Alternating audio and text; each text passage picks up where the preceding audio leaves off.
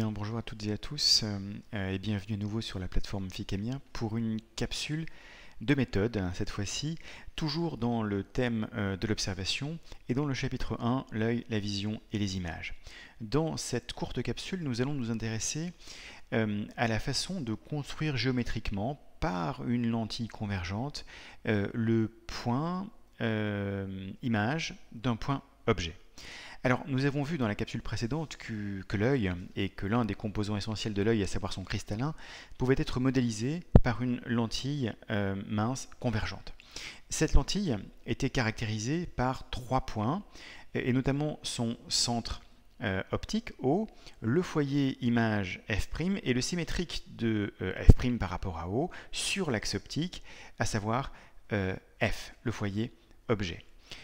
Nous allons voir que pour déterminer géométriquement l'image A' de ce point A, du point A que vous voyez qui est un point source de lumière, nous allons utiliser uniquement 3 rayons lumineux parmi l'infinité des rayons lumineux qui émergent de A. Le premier rayon lumineux remarquable que nous allons utiliser est le rayon issu de A, qui est parallèle à l'axe optique. Il en existe un, et ce rayon-là va avoir sa direction modifiée par la lentille convergente et va converger par définition du foyer image F' vers le foyer image F', va le traverser, ne va pas s'y arrêter, il n'y a aucune raison pour cela, il n'y a pas d'écran à cet endroit-là, mais il passe et il passera par F'. Tout rayon parallèle à l'axe optique émerge de la lentille en passant par le foyer image F'.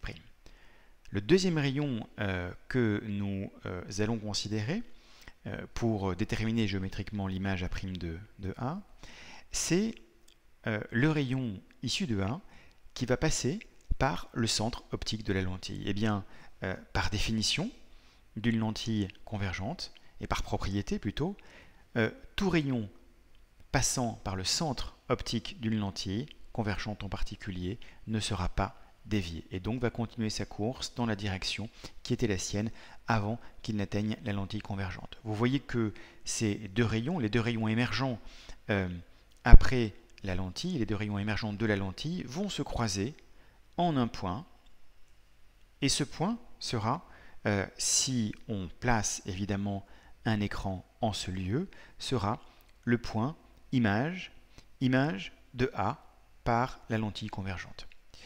Vous voyez que seuls 2 rayons suffisent, mais nous pouvons ajouter un troisième rayon remarquable qui, issu de A, passe par le foyer objet cette fois-ci de la lentille, le foyer F.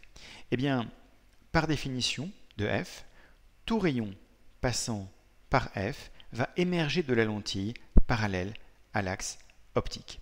Et donc, vous le voyez, en utilisant 2 de ces 3 rayons, ou les 3 rayons que nous venons de tracer, nous sommes capables de trouver géométriquement le lieu image d'un point objet A.